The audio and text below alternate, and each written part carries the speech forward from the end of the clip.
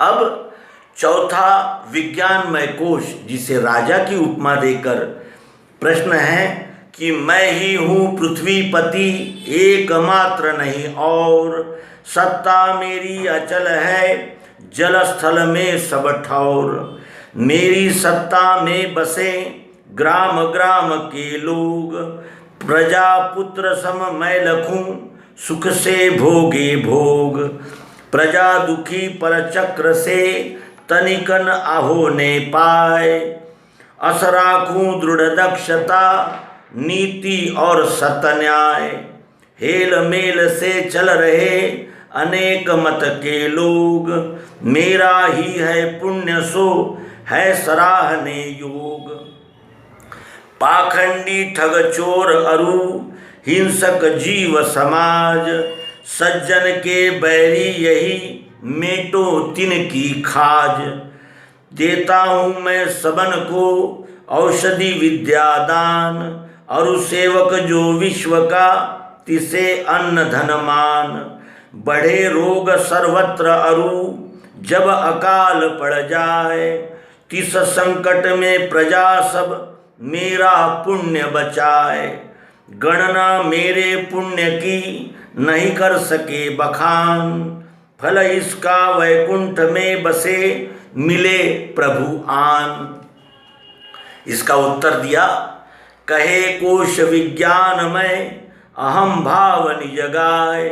सो भ्रम है अस जान कर कहो तिसे समझाए। जानो पृथ्वीपति है एक विष्णु भगवान, वेद सनातन कह गए माने संत प्रमाण। कितने ही नृप हो गए निज सत्ता असगात, देखा चाहे गाँव में तनिकन आवे हाथ। हिये भीत पर चक्र की राज्य लोभ बतलाए, प्रजा क्षोभ भय हेतु से न्याय नीति मन भाए।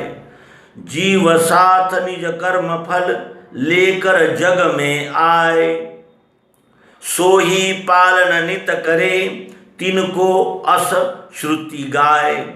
आपस में लड़ते नहीं अनेक मत के लोग, सदा दबावे ईश भय तिनके हिय के रोग।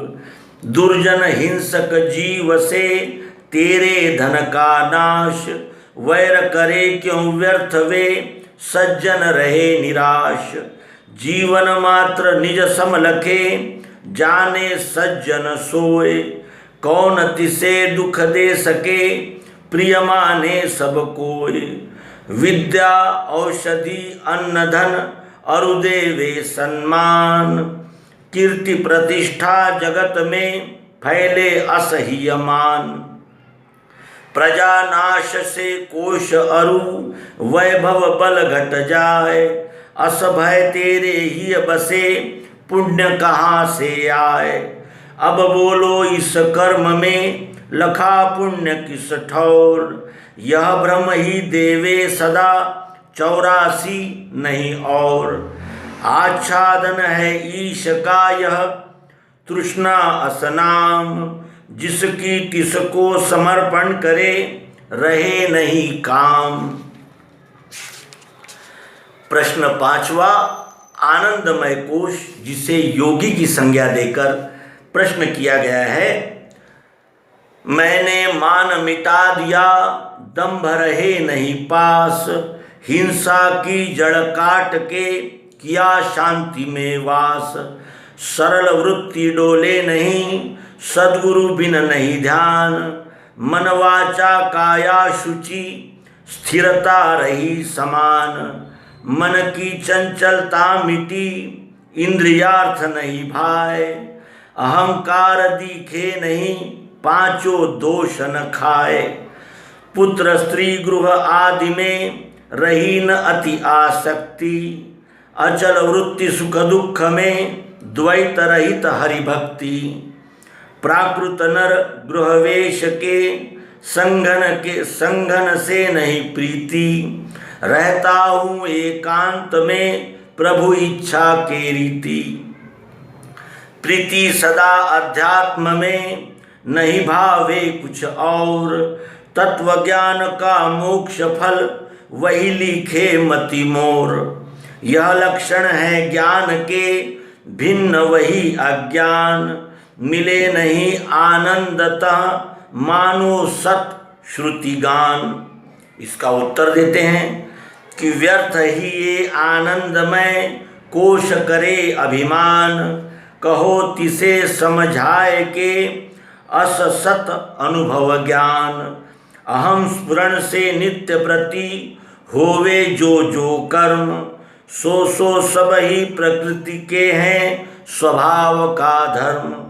स्वभाव में है मान अरु अमानित्व का भाव। दंभ ढोंग हिंसा अरति अरुरति करे स्वभाव। स्वभाव में ही शांति प्रिय लखे अशांति स्वभाव। सरल वृत्ति को आचरण है स्वभाव को भाव। सद्गुरु सेवा ही बसे यह स्वभाव को खेल। शौचा शौच स्वभाव में बाढ़ रही है बेल। स्वभाव ही में स्थित रहे स्थिर अस्थिर यह नाम। मन वश से सुख अवश्य दुख यह स्वभाव को काम। इंद्रियार्थ से प्रेम अरु वैर स्वभाव बताए।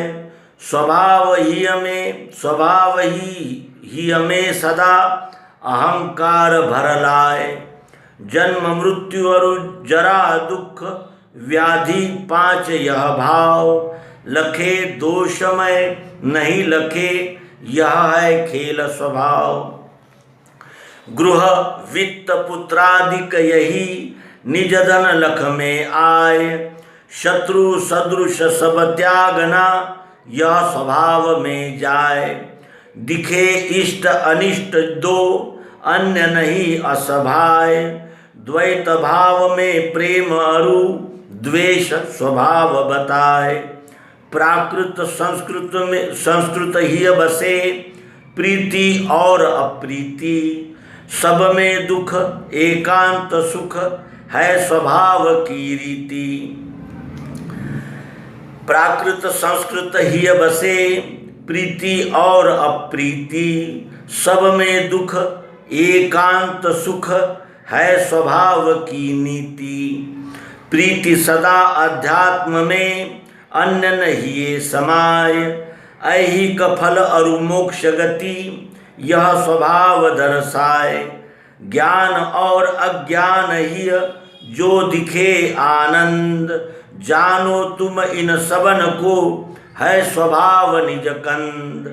अब बोलो इस कर्म में कहाँ लखा आनंद। तेरा है अभिमान यह भवबंधन मतिमंद। ईशाच्छादन है यही तृष्णा अति बलवान। करे समर्पण ईश को धन नहीं दिखे आन। और इसका समाधान करते हैं।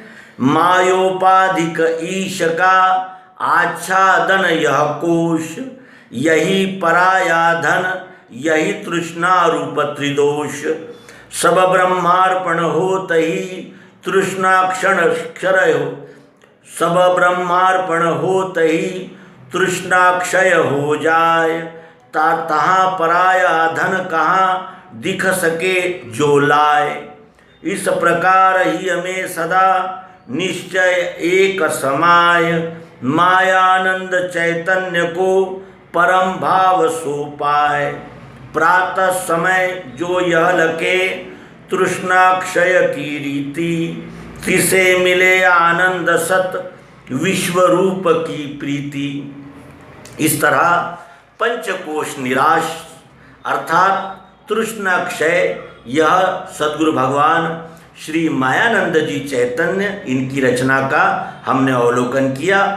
और यह पंचकोश अभिमान धारण करके और जो बातें करने लगे उसका समाधान सद्गुरु ने तुरंत ही कर दिया और कहा कि पांचों कोशों का अभिमान व्यर्थ है और इन पांचों कोशों से ही मिलकर ये संपूर्ण शरीर रूपी क्षेत्र बना है।